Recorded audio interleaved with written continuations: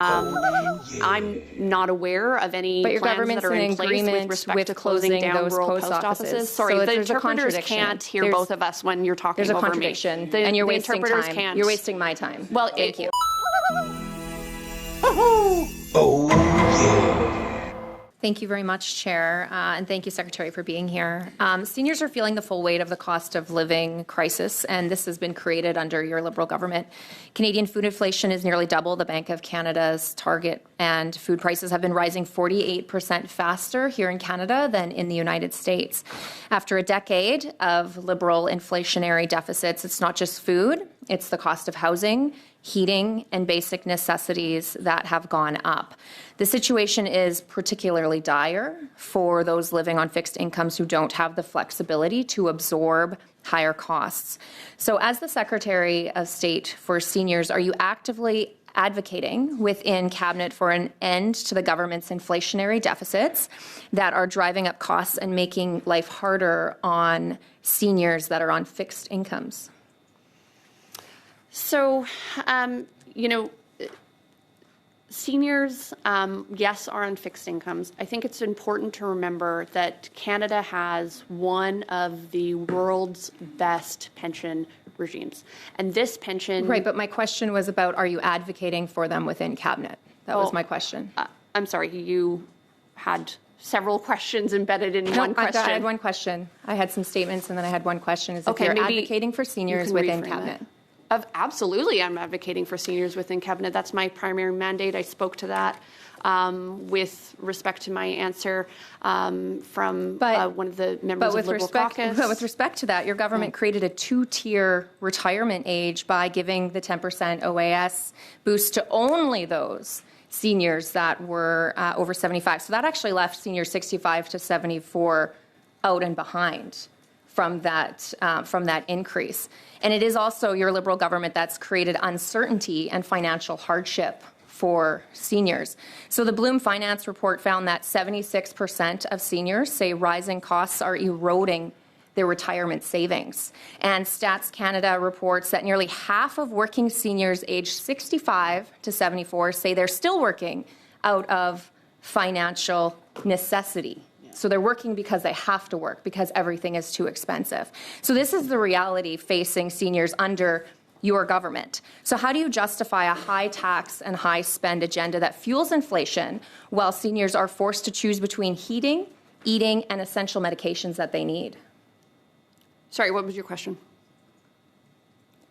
How do you justify a high tax and high spend agenda that is fueling inflation while seniors are forced to choose between eating, heating, and medication that is a necessity for them? Because it was your government that created the two tiers of seniors. So you're asking about the difference between the seniors 75 and up? cannot get by.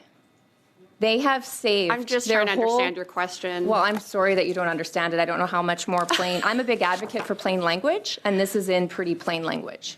And your initial question was about taxation and our budget plan. My first question was about if you advocate for seniors in Cabinet. That was my first question. And I answered that question. I'm trying to get clarity. Yeah, I'm just wondering if we can allow the Secretary of State to complete her sentence before we interject. I mean, I understand. I know time is limited. I'm lenient. It's the member's time to question, so I'll resume with the member, but please respect one another. Thank you. Thank you, Chair. And I do take issue with that. I am respectful. I am a respectful member of this committee. I'm sorry that I guess my questions just seem to be difficult. My question is on the cost of living. The cost of living is increasing. How are these seniors that are on fixed income that your government has then created more pressure by creating two tiers of seniors, some that get a boost and others that don't, basically saying you're having a harder time, then you're having a harder time, so because you fall in this category, you get more money, when in reality, the cost of living for them, especially them, because they're on fixed incomes, they don't have more income coming in, or they have to go back to work. in order to not live on the streets, in order to pay for medication, in order to be able to put food on the table. And we had heard from my colleague, Ms. Roberts, how there are seniors taking in students, for example, so that they can have a place to live. So why do you support, and why does your government support a high tax and high spend agenda? With respect to seniors, it is really important that we invest in seniors.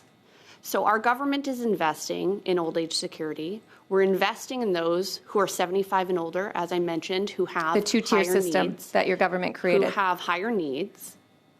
And those higher needs need to be addressed. And so by ensuring that there's additional funds for those seniors, we're helping to address poverty. And this means But they're still living in that poverty and they're being forced back to work. are- Thanks, Secretary. That means that seniors. Thank you, Chair. Here's my concern. So we have a single senior that earns $50,000.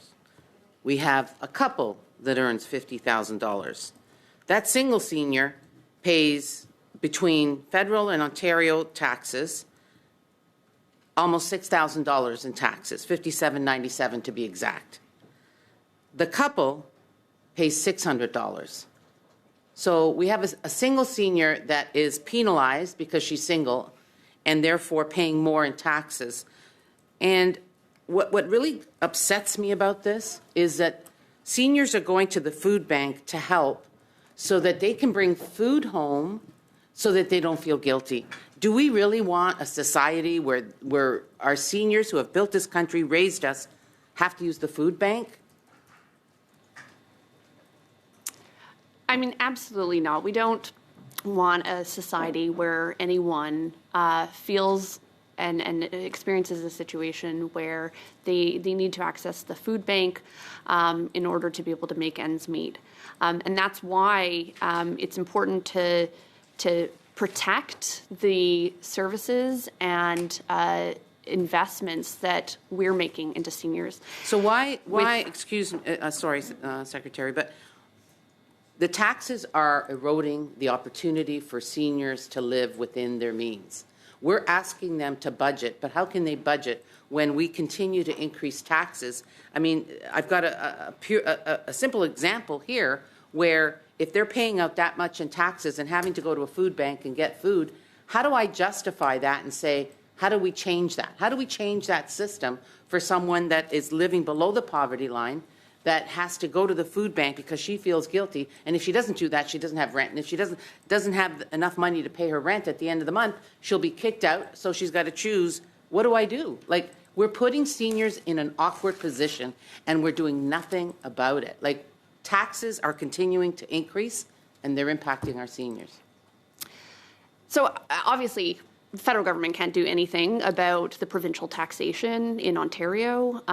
That's within the purview of that province. And with respect to what we have control over and what we can do, we are increasing the maximum GIS for single seniors, for example. But she doesn't get it because she's chosen to get a job, so she doesn't qualify for it because you claw her back. And when we talk about taxes, the federal taxes on a single senior earning $50,000 is almost $3,700. So how do it doesn't make sense to me that we're asking her to live within her budget.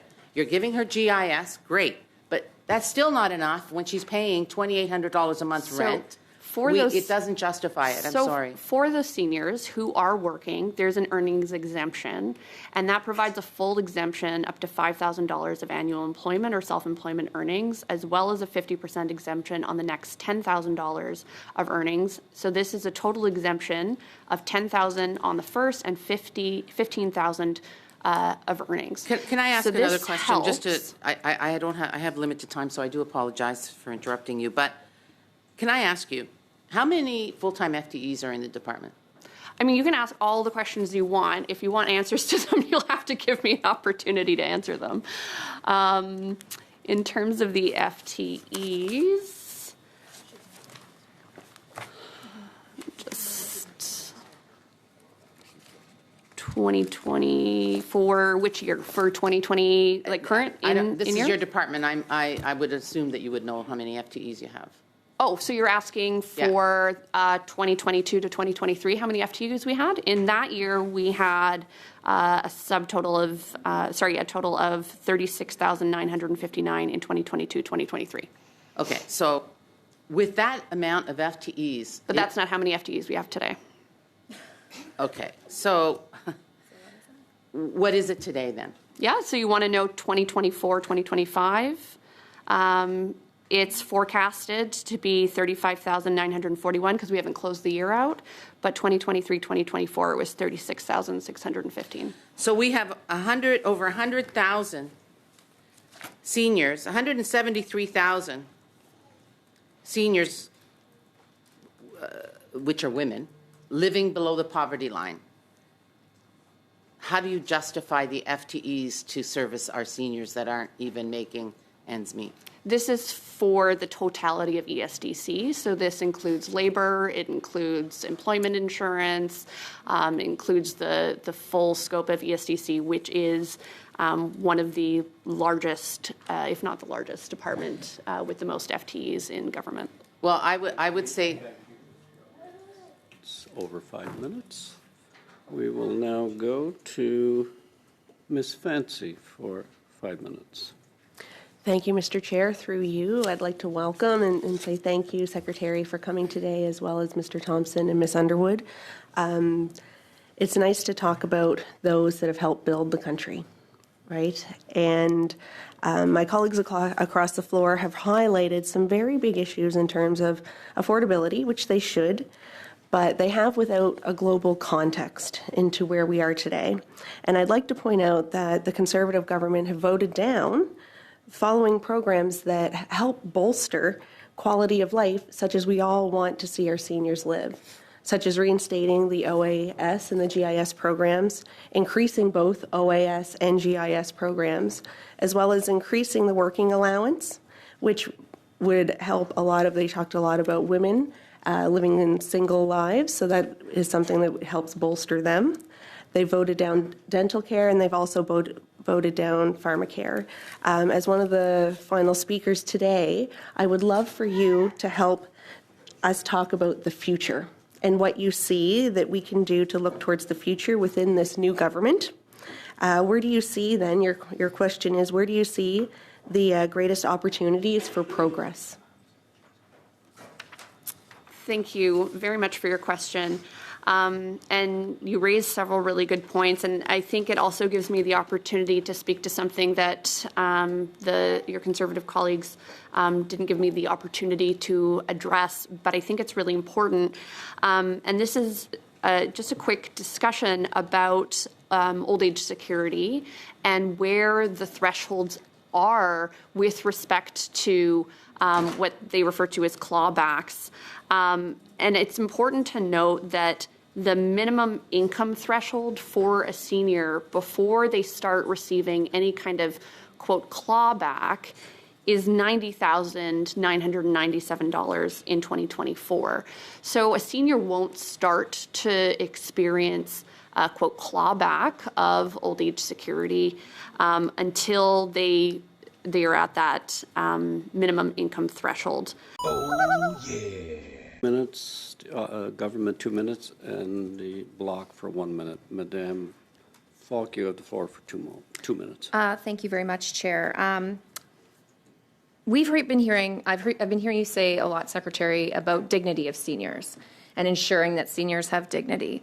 And I think that dignity is making sure that seniors can live within their means and make choices for themselves. If you talk to many seniors, many of them want to age out in their own home. They want to stay in their own communities. And I do note that in your opening remarks, you said it's important that seniors accessing services that they need where they are. So in saying this, why is your government supporting the shutting down of rural post offices?